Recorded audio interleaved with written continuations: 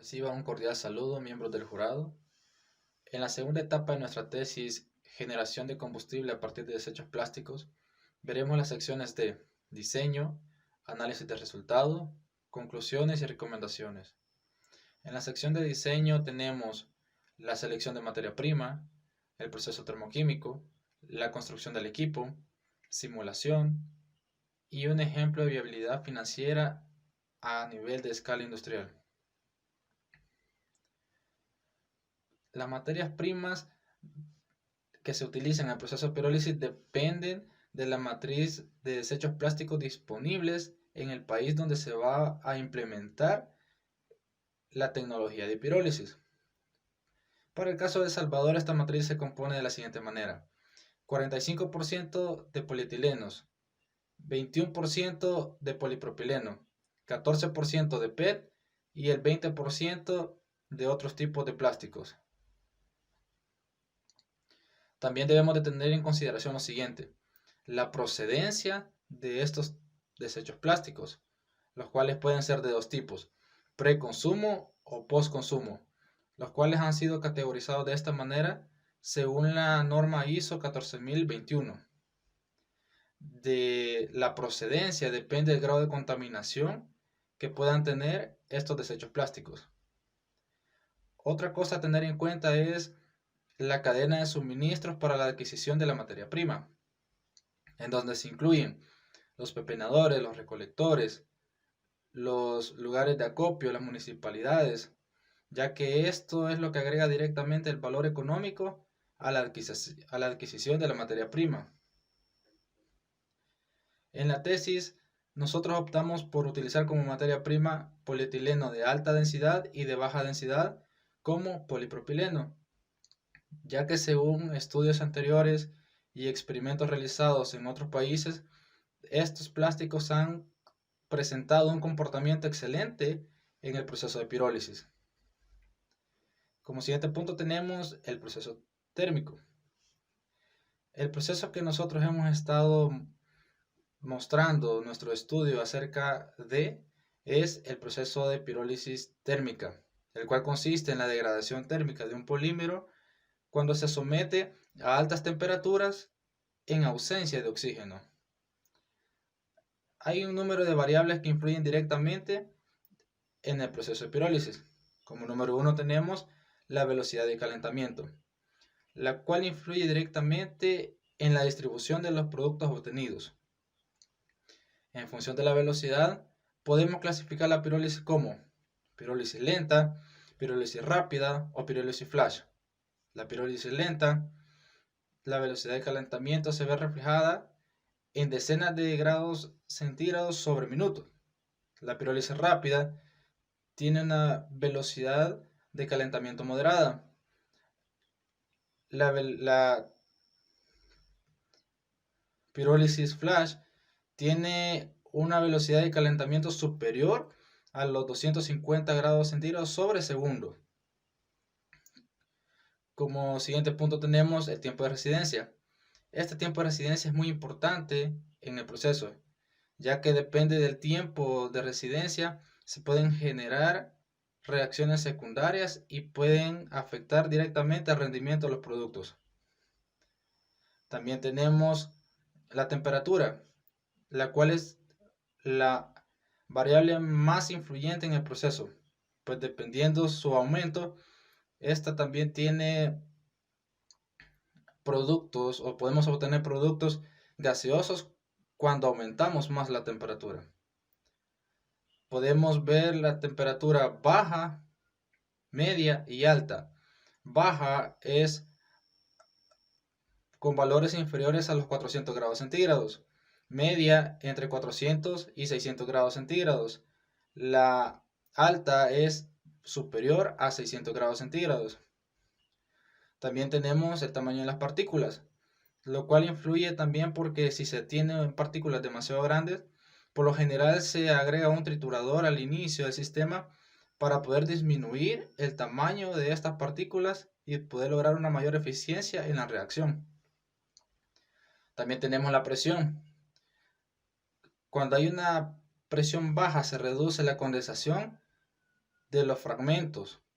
Y recordemos que la presión es directamente proporcional a la temperatura. Es decir, si tenemos una mayor temperatura, también vamos a tener una mayor presión dentro del reactor. Luego tenemos el tipo de reactor. Un reactor es un equipo o máquina diseñado para que dentro de él se lleven a cabo ciertas reacciones químicas. Tenemos algunos tipos de reactores. El primero es el reactor batch. Este tipo de reactor es un recipiente o tanque. Dicho depósito se cubre con una chaqueta calefactora y dentro de él se encuentra un agitador, el cual se utiliza para homogenizar las sustancias dentro del reactor. Una de las ventajas es que el reactor tipo batch, su costo de fabricación es bajo y es de fácil operación, mientras que una de sus desventajas es que su costo de operación es mayor comparado con otros y es un tipo de reactor de flujo discontinuo, ya que su volumen es constante. Luego tenemos el reactor semi-batch, el cual tiene la misma funcionalidad del reactor batch, con la única diferencia que utiliza un gas para poder desplazar los gases generados en la reacción y que no puedan afectar a los productos finales. Tenemos el reactor de mezcla completa. Este tipo de reactor es de flujo continuo. Consta de un tanque con un sistema de agitación, el cual se encarga de tener una mezcla homogénea. Este tiene un flujo de entrada y un flujo de salida al mismo tiempo. El modo de operación es continuo. Una de sus desventajas es que su costo de inversión es alto. Y si se quieren tiempos de residencia altos, se debe de crear y diseñar un reactor con una mayor capacidad. Luego tenemos el reactor de tipo tornillo, el cual es parecido a una extrusora de polímeros, en el cual tenemos una tolva de alimentación a través de la cual cae la materia prima por gravedad en un tornillo sin fin, el cual se encarga de transportar dicha materia prima a través de un cilindro, el cual ha sido calentado previamente a temperaturas requeridas para llevar a cabo una reacción química. Una de las ventajas mayores es que se puede controlar el tiempo de residencia mediante la velocidad del tornillo. Luego tenemos el reactor tipo horno. Este reactor es de los más provechosos, ya que él tiene una capa cilíndrica sobre él en donde se calienta lo que es la sustancia dentro de su interior. Tenemos el reactor de tipo lecho fijo. Este reactor tiene un lecho de manera inmóvil en su interior. Este se encarga de que a través de él fluyan los reactivos durante el proceso pirolítico. Luego tenemos el reactor de lecho fluidizado, el cual permite un flujo ascendente y esto deja que las partículas se dispersen y haya una mejor transferencia de calor y masa en su volumen de reacción. Luego tenemos el reactor de flujo pistón, el cual consiste de un tubo cilíndrico y su operación es en estado estacionario. El líquido fluye a través del reactor y se mezcla de manera radial, pero no en dirección del eje. La velocidad de fluido en este reactor es constante. Bien, como siguiente punto tenemos la construcción del equipo. En la construcción del equipo, nosotros optamos por un reactor de tipo batch, ya que para análisis de laboratorio a nivel de escala, este nos brinda una mayor facilidad debido a que es de volumen constante. De igual manera, decidimos fabricarlos por el bajo costo de inversión en su fabricación.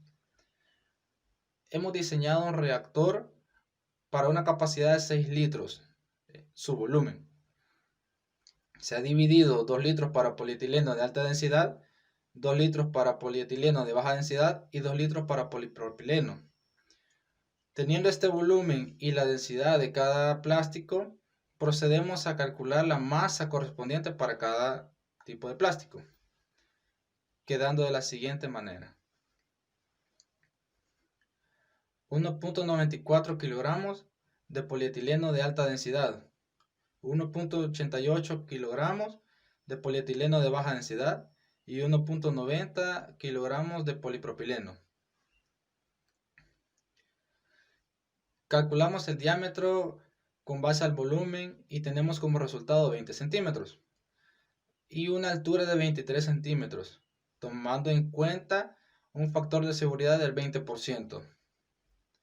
El material con el que se va a trabajar es un acero inoxidable de la serie 304 ASI,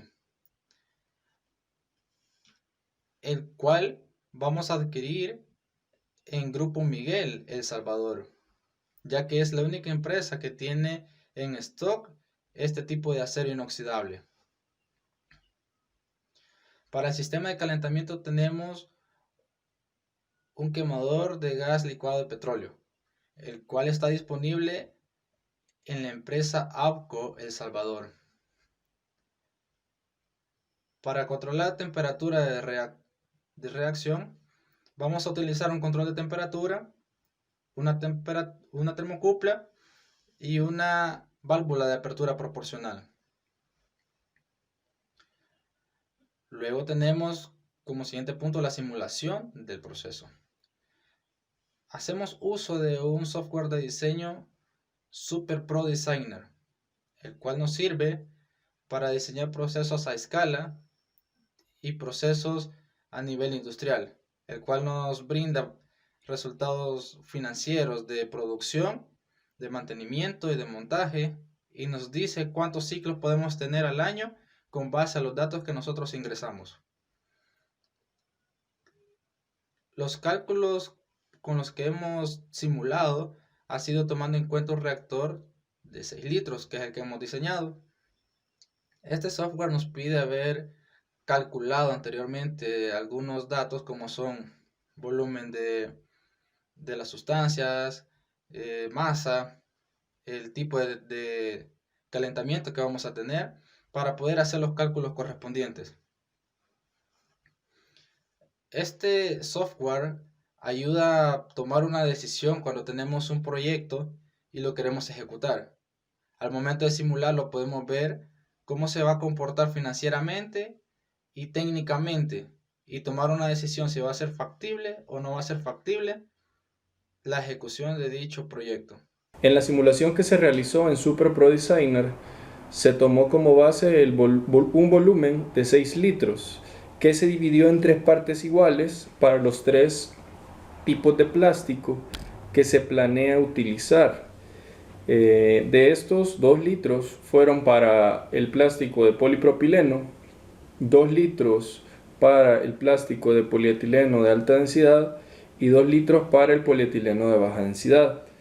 Con este volumen y considerando las densidades de cada plástico, se obtuvieron las masas necesarias de cada uno de los tipos de plástico, obteniendo como resultado 1.9 kilogramos de polipropileno, 1.94 kilogramos de polietileno de alta densidad y 1.88 kilogramos de polietileno de baja densidad, dando una sumatoria total de 5.72 kilogramos, que es el total de materia prima entrante en el proceso, con la cual obtenemos 4.12 kilogramos de producto a la salida del proceso. Con ese contexto decidimos llevar este experimento o esta planta de laboratorio de 6 litros, escalarla a nivel industrial. Para eso lo que hicimos fue investigar quiénes estaban usando esta solución a nivel global y sacamos un top 10 de países en donde se está utilizando este tipo de tecnología, dando como resultado Estados Unidos, Canadá, Reino Unido, China, India, Japón, Australia, Alemania y Noruega. Entonces, a nivel continental, en Norteamérica, 47 compañías la están utilizando. A nivel de Europa, 25 compañías están utilizando este tipo de tecnología. En Asia, 27 compañías están utilizando tecnología de pirólisis. Y en Oceanía, la están utilizando 5 compañías. Una vez terminada la investigación de qué países estaban utilizando ya este tipo de tecnología, pudimos obtener también información importante de las variables críticas del proceso que se deben de considerar a la hora de escalar esto a un nivel industrial. A nivel de reactores tomamos 4 variables. La primera, la materia prima, la cantidad de materia prima que un reactor puede procesar en una hora. El consumo de energía que se tiene por parte del reactor para procesar esta materia prima, la cantidad de residuos que se generan durante el proceso y la cantidad de combustible que se obtiene como resultado de este proceso. A nivel de generadores, el generador cumple la función de abastecer de energía al reactor y de generar un superávit que se pueda inyectar a nivel de la red eléctrica. Y se consideraron 2 variables a nivel de generador.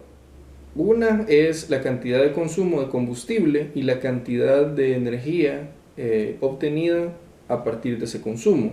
Y con esto se elaboró un balance de la cantidad de combustible generado por el reactor y la cantidad de combustible consumida por el generador, y el balance de energía que se obtiene del consumo del reactor y de lo que te brinda el generador. Con esto se hicieron dos escenarios. Un escenario de un reactor, un generador, considerando un generador de 300 kVA, y el segundo escenario fue un escenario de 10 reactores y 8 generadores, siempre considerando generadores de 300 kVA y reactores con una capacidad de procesar 1 tonelada día. En la primera simulación, configuración 1.1, se obtuvieron anualizados los siguientes resultados. La cantidad de materia prima que se consumiría por parte del reactor son 342 toneladas. Consumiría un total de 82,08 megawatts en el año.